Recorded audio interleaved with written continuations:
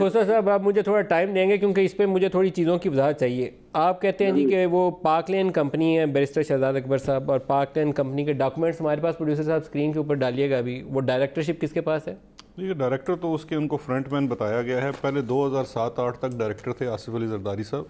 जब वो सदर बन रहे थे तो उससे पहले उन्होंने डायरेक्टरशिप से इस्तीफ़ा दे दिया। और उसमें जो नाम है मेरा ख्याल है वो पहले इकबाल मेमन एक थे उसके डायरेक्टर, और बाद में ये शायद ये यूनुस कदवाई साहब हैं जो इसके डायरेक्टर हैं। शेयर होल्डिंग जो है वो बिलावल भुट्टो जरदारी और आसिफ जरदारी और दीगर 2 लोगों की तो है। आपका कहना ये है, दावा ये है कि जरदारी साहब उसके डायरेक्टर रहे हैं? जी बिल्कुल रहे, जरदारी साहब तो डायरेक्टर रहे हैं। ये भी इनकार नहीं करते कि पाक लेन के डायरेक्टर रहे हैं जरदारी साहब। और बिलावल को आपने कहाँ से जोड़ा साथ? नहीं, बिलावल को मैंने नहीं जोड़ा। जेटी रिपोर्ट के अंदर बिलावल का 2 जगह नाम आया हुआ है। एक जगह नाम आया हुआ है जो फ्रंट पेज पे लिखा है कि ये इस कंपनी का असल जो बेनिफिशियल ओनर हैं वो बिलावल है, पाक लेन के। पाक लेन के, ओके। और आगे अगले पेज पे लिखा हुआ है कि इसकी ओनरशिप जो शेयर होल्डिंग है, यहाँ पे ये चीज़ समझना ज़रूरी है, ये कोई पब्लिक लिमिटेड कंपनी नहीं है जो किसी के भी शेयर होंगे। ये प्राइवेट लिमिटेड कंपनी है, 3-4 लोगों के शेयर हैं।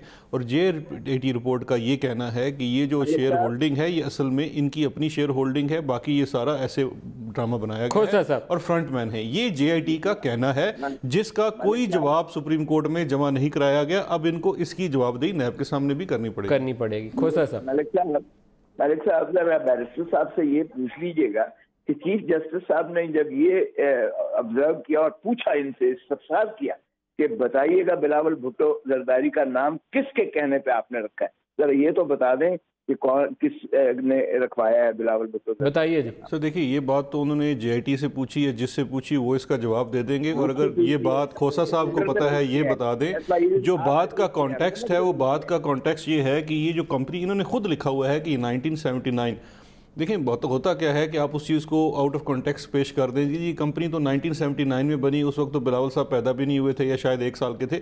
तो ये तो जेआईटी रिपोर्ट में लिखा हुआ है कि 79 में कंपनी इनकी थी नहीं। 79 में ये कंपनी सदरुद्दीन हाशवानी साहब की थी। ये बाद में कंपनी का टेक ओवर हुआ 89 में। और उसके बाद जो डायरेक्टरशिप की बात की गई है उसके साथ उन्होंने डेट दी हुई है 2009 की। तो ये जो स्पेसिफिक जरदारी साहब ने कब छोड़ी डायरेक्टरशिप? जब वो सदर बने 2007 में शायद सदर जब सदर बने। तो इसका कोई दिफा है आपके पास खोसा साहब? भाई उससे पहले तो कोई ट्रांजैक्शन ही नहीं था जो हमारे खाते में ये गिन रहे हैं। और फ्रंट मैन अल्लाह वास्ते बनवा दी है, वो खुद अपने कहीं एक हैसियत रखते हैं जिनका नाम लिया गया है। चीफ जस्टिस साहब ने सिर्फ इनको सजा नहीं की है, बिलावल भुट्टो जरदारी साहब का नाम निकालने में जो उन्होंने सरजनिश की है, इसका इसी से आप अंदाजा कीजिएगा कि जेआईटी की रिपोर्ट को कितना अब आप मुतनाज़े या मशकूक। खोसा साहब, जरदारी साहब, आसिफ अली जरदारी साहब पाक लेन कंपनी की डायरेक्टरशिप से उस वक्त से इस्तीफा दिया जब वो सदर बनने लगे थे, उससे पहले वो डायरेक्टर? ऐसा ही है, ये दुरुस्त है बात। और दूसरा ये कहते हैं कि उनकी जो न्यूयॉर्क में प्रॉपर्टी है और जो बुलेट प्रूफ उनके पास व्हीकल्स थी वो उन्होंने डिक्लेयर नहीं की हुई। That is good enough for disqualification of Asif Ali Zardari as a parliamentarian. ये शौक भी पूरा करके देख ले, देखिए जहाँ तक वो कर रहे हैं शौक, तो खैर वो तो पहले क्लेम कर रहे हैं। वो तो मैनहट्टन नहीं, लेकिन ये बता दें ये प्रॉपर्टी है कि नहीं इनकी? प्रॉपर्टी है सर। देखिए मैनहट्टन में जो थी वो बेच दी उन्होंने उस वक्त जब वो स्पॉन्डिलाइटिस हुआ था। जब यहाँ से दुबई गए, दुबई से इनको जो डायग्नोज हुआ, इनको स्टंट पड़े और वहां से अमेरिका गए, तो दोस्त ने बजाय इसके कि वो होटल में रहते उस इलाज के दौरान उन्होंने खरीदा और आने से पहले बेच दिया। खरीदा और बेच दिया, ये किस साल की बात है खोसा सर?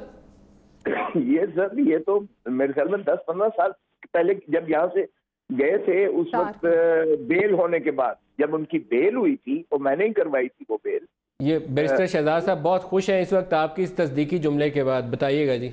सर ये जो मेरा ख्याल है खोसा साहब को किसी और फ्लैट का इल्म है, इनको अपने क्लाइंट से पूछना चाहिए। ये जो डॉक्यूमेंट्स हमारे सामने आए हैं उसके मुताबिक ये जून 2007 में फ़्लैट ख़रीदा गया और आज तक ये फ्लैट आसिफ अली जरदारी साहब के नाम है टिल टू डेट।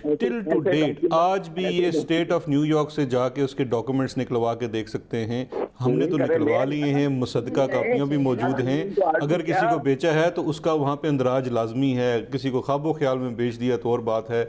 इसकी पूरी पावर ऑफ अटर्नी कुछ शोज़ के ऊपर तो दिखाई जा चुकी है कि पूरी पावर ऑफ अटर्नी दी गई किसको, उसको मेंटेन करने के लिए। प्रॉपर्टी टैक्स अदा करते रहे हैं, आज तक कर रहे हैं, उसकी रसीदें मौजूद हैं।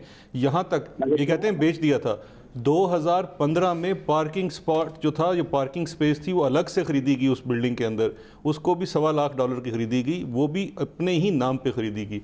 या तो इनके साथ कोई बहुत बड़ा धोखा हो गया, कोई इनके नाम खरीद रहा है, उनको पता नहीं है। हम खुद हैरान थे कि अपने नाम एक प्रॉपर्टी खरीदी हुई उसको डिक्लेयर कर देते।